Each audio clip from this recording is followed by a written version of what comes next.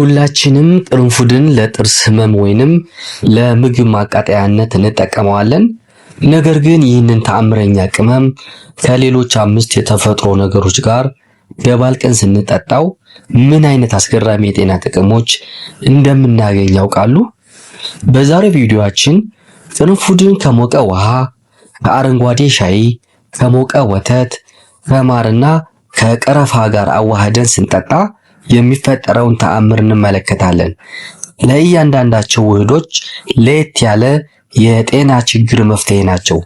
ቪዲዮውን እስከ መጨረሻው ተከታተሉ። የትኛው ውህድ ለእናንተ እንደሚያስፈልግና እንዴት በቀላሉ ቤት ውስጥ ማዘጋጀት እንደምትችሉ ይማራሉ። ከመጀመራችን በፊት ግን ለቻናላችን አዲስ ከሆኑ ሳብስክራይብ ማድረጉን እና ቪዲዮውን ላይክ በማድረግ ለሌሎች እንዲደርስ አድርጉ። ወደ ውህዶቹ ከመሄዳችን በፊት ቅርንፉድ ራሱ ምን እንደሆነና ለምን ያህል ጠቃሚ እንደሆነ በአጭሩ እንይ። ቅርንፉድ ከፍተኛ መጠን ያለው አንቲኦክሲዳንትስ እና ኢንጂኖል የተባለ ውህድ አለው። ይህ ማለት የሰውነት ኢንፍላሜሽን ወይንም ብግነት ይቀንሳል። ለመገጣጠሚያና ለተለያዩ የሰውነት ህመሞች መፍትሄ ነው። የበሽታ መከላከል አቅምን ይገነባል። በተለይ በወቅታዊ ጉንፋን ወቅት የጥርስና የድድ ጤናን ይጠብቃል። ባክቴሪያውን የመግደል አቅም አለው። ለስኳር ታካሚዎች ጠቃሚ ነው። የደም ስኳር መጠንን ለማመጣጠን ይረዳል። አሁን ይህንን ኃይለኛ ቅመም ከሌሎች ነገሮች ጋር ስንጨምረው ጥቅሙ እንዴት እጥፍ ድርብ እንደሚሆን እንይ። የመጀመሪያውና በጣም ቀላሉ ውህድ ቅርንፉድ ከሞቀ ውሃ ጋር ቀላቅሎ መጠቀም ነው።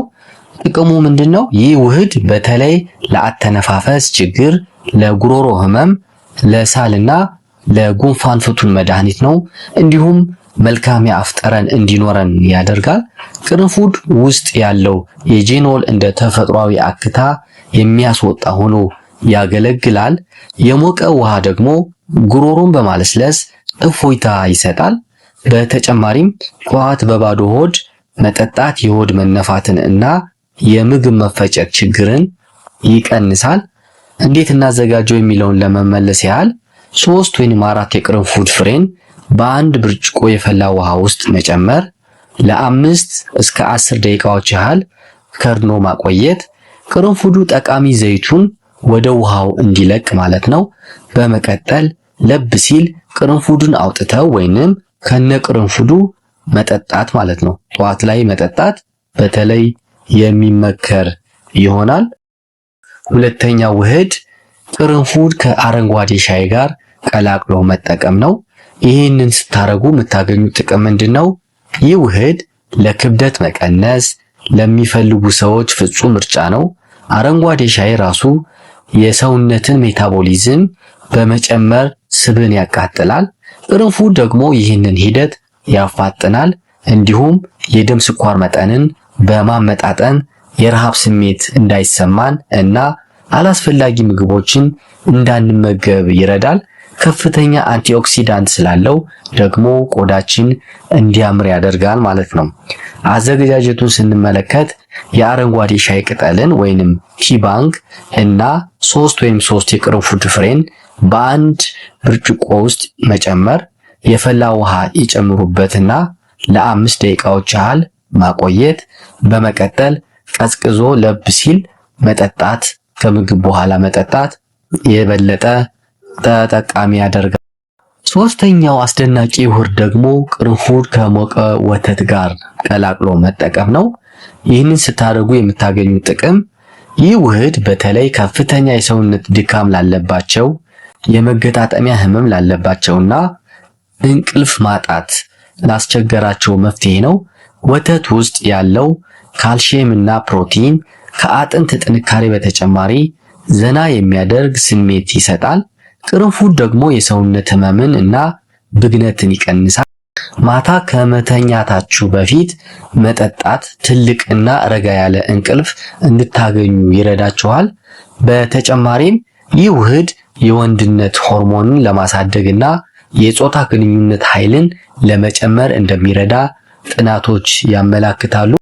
አዘገጃጀቱን በምንመለከትበት ጊዜ 1 ብርጭቆ ወተት የላም ወተት ሊሆን ይችላል ወይም ደግሞ የአትክልት ወተት ሊሆን ይችላል። ወተቱ በፈላበት ጊዜ ግማሽ የሻይ ማንኪያ የተፈጨ ቅርንፉድ ወይንም 3 ወይንም 4 ፍሬ ሙሉ ቅርንፉድ መጨመር። በመቀጠል እሳቱን ቀንሰው ለጥቂት ደቂቃዎች ይቀቅሉት። አውርደው ለብ ሲል ካስፈለገ ደግሞ ማር ጨምረው ከመተኛታችሁ 30 ደቂቃ በፊት መጠጣት ትችላላችሁ ማለት ነው። አራተኛው ውህድ ቅርንፉድ ከማር ጋር ነው። ይህ መጠጥ ሳይሆን እንደ አልሚ ምግብ ውህድ መጠቀም ትችላላችሁ። ይህ ስታረጉ የምታገኙት ጥቅሞች ቅርንፉድና ማር ሁለቱም ኃይለኛ ተፈጥሯዊ አንቲባዮቲክስ ናቸው። ይህ ውህድ ለከባድ ሳል፣ ለጉሮሮ ኢንፌክሽን፣ ለቆዳ ጤናና ለአጠቃላይ የበሽታ መከላከል አቅም እጅግ በጣም ጠቃሚ ነው። የጉሮሮ ህመም ሲሰማችሁ ይህንን ውህድ መውሰድ ወዲያውኑ እፎይታ ይሰጣል። ማር ቅርንፉድን በቀላሉ ለመዋጥ እና በሆድ ላይ ጉዳት እንዳይደርስ ይረዳል ማለት ነው። አዘገጃጀቱን ስንመለከት 1 የሾርባ ማንኪያ ተፈጥሯዊ ማር እና ግማሽ የሻይ ማንኪያ የተፈጨ ቅርንፉድ በትንሽ ሳህን ውስጥ መጨመር፣ በደንብ አዋህዱት። ይህንን ውህድ በቀን 2 ጊዜ በተለይ ጧት በባዶ ሆድ እና ማታ ከመተኛት በፊት መውሰድ ይቻላል። ለቆዳ ጤናም እንደ ፋሻል ማስክ መጠቀም ትችላላችሁ ማለት ነው። የመጨረሻውና አምስተኛው ውህድ ቅርንፉድ ከቀረፋ ጋር መጠቀም ነው። ጥቅሙ ደግሞ ምንድነው? ይህ ውህድ ለደም ስኳር ቁጥጥር፣ ለልብ ጤናና ለመገጣጠሚያ ህመም እጅግ በጣም ጠቃሚ ነው። ቀረፋ የሰውነትን ኢንሱሊን ሴንሲቲቪቲ በመጨመር የስኳር መጠንን ያረጋጋል። ቅርንፉድ ደግሞ ህመምን እና ብግነትን ይቀንሳል። ሁለቱ ቅመሞች አንድ ላይ ሲዋሃዱ ከፍተኛ አንቲኦክሲዳንትና ጸረ ብግነት ባህሪ ስላላቸው የሰውነት አጠቃላይ ጤና ያሻሽላሉ፣ እንዲሁም የደም ዝውውርን ያስተካክላሉ። አዘገጃጀቱን ስንመለከት 1 የቀረፋ እንጨት እና 2 ወይም 3 የቅርንፉድ በአንድ ሲኒ ወይም ብርጭቆ ውሃ ውስጥ መጨመር፣ ለ5 ወይም ለ7 ደቂቃዎች መቀቀል። በመቀጠል እሳቱን አጥፍተው ለ10 ደቂቃዎች ክዳን ውስጥ አድርገው ማቆየት። አውርደው ለብ ሲል መጠጣት ማለት ነው። ከፈለጉም ትንሽ ማር መጨመር ይችላሉ። በቀን 1 ጊዜ መጠጣት በቂ ነው። ዛሬ የተመለከትናቸው 5 ቅርንፉድ ላይ የተመሰረቱ ውህዶች በጤናችን ላይ ትልቅ ለውጥ ማምጣት ይችላሉ።